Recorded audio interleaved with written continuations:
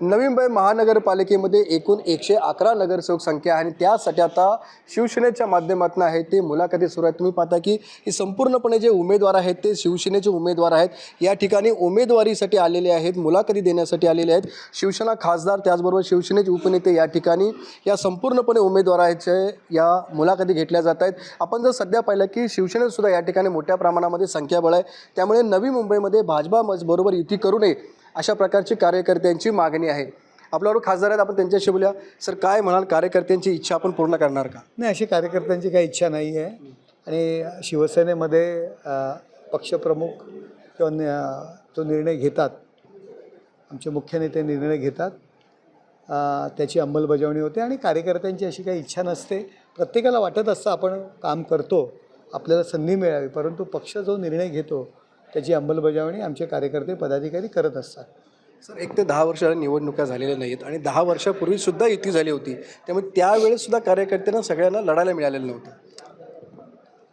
आता युती झाली तर पक्ष जो निर्णय घेईल, युती नाही झाली तर सगळ्यांना लढायला मिळेल। सर, भाजपमध्ये सुद्धा सुरू आहे की युती नको म्हणून तिथल्या स्थानिक नेत्यांची सुद्धा तीच मागणी आहे पक्षाकडे। कार्यकर्ते ही बघा, ही कार्यकर्त्याची निवडणूक असते। प्रत्येक कार्यकर्त्याला वाटतं की मला लढायला संधी मिळावी, परंतु पक्षाची भूमिका आणि पक्षाचे जे काही तत्त्व असतात त्याची अंमलबजावणी तर करावी लागते। सर, पण युती संदर्भातल्या चर्चा अजून तुमच्या सुरू झालेल्या नाहीत BJP बरोबर? होतील अशा आम्हाला अपेक्षा आहे। नाही झाल्या तर स्वतंत्र लढूच ना, कार्यकर्त्यांचा रिस्पॉन्स आहेच ना। आता तुम्ही पाहताय बेलापूरसारख्या ठिकाणी हा रिस्पॉन्स आहे, अजून ऐरोलीचा विधानसभा व्हायचं आहे, प्रचंड असा रिस्पॉन्स सगळीकडे आहे। अनेक पक्षातील सर्व मंडळी, मग काँग्रेस असेल, उभाटा असेल, राष्ट्रवादी असेल, दोन्ही गट, सगळ्यांचा प्रेफरन्स एकनाथ शिंदे साहेबांच्या नेतृत्वातील शिवसेनेला आता मिळतो आहे। सगळे सिटिंग नगरसेवक, वर्षानुवर्षाचे सिटिंग नगरसेवक आज आमच्या सोबत आहेत। आज जवळजवळ 55च्या पुढे आमच्या सिटिंग नगरसेवकांची संख्या आहे। त्यामुळे शिवसेनेचं असलेलं काम नक्कीच या महानगरपालिकेवर युतीचा भगवा फडकवेल। सर, या युतीमध्ये राष्ट्रवादी अजित पवार गट असेल? बघा, शिवसेना भाजपा युती आहे, ते सुद्धा जर आमच्यासोबत आले तर नक्कीच त्यांचं स्वागत आहे। सर, मुलाखती चालू करण्यात आले, काय पाहिलं जाते उमेदवारांना? विभागात केलेलं काम, संघटनेतलं काम, त्याचबरोबर 4ही उमेदवारांना घेऊन निवडणुकीच्या दृष्टीने निवडून येणं हा क्रायटेरिया आहे। ठाण्यामध्ये सुद्धा भाजपाच्या कार्यकर्त्यांनी पत्र दिले वरिष्ठांना युती नको म्हणून। मी तुम्हाला म्हणालो, कार्यकर्त्यांची इच्छा असते प्रत्येकाला की मला संधी मिळावी।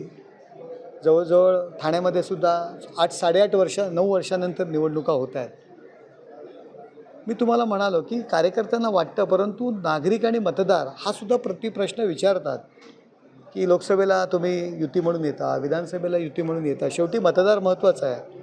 आणि मग आता तुम्ही वेगळे का लढता, आम्हाला का बुचकळ्यात पाडता, आम्ही युतीचे मतदार आहोत, अशा पद्धतीचे प्रश्नसुद्धा मतदारांकडून येतात। सर, काय सीट वाटप फॉर्म्युला ठरलं? नाही, अजून तसं काही ठरला नाही, पण बसलो की ठरेल। तयारी आहे 111ची? हां, नवी मुंबई काही आम्हाला वेगळं नाही आहे ना की 118 काय, आम्ही 2-2 उमेदवार जरी तुम्ही प्रत्येक ठिकाणी द्यायला सांगितले तरी आम्ही काही ठिकाणी 4-4, 5-5, 6-6 लोक इच्छुक आहेत प्रत्येक जागेकरता। तयारी मजबूत आहे। नक्कीच आपण पाहतो की शिवसेना ही युतीसाठी सकारात्मक असून लवकरच त्या संदर्भातल्या चर्चा सुरू होतील अशा प्रकारचे या ठिकाणी खासदारांनी स्पष्ट केलं आहे। विनायक पटेल, ABP माझा, नवी मुंबई। ABP माझा, उघडा डोळे बघा नीट।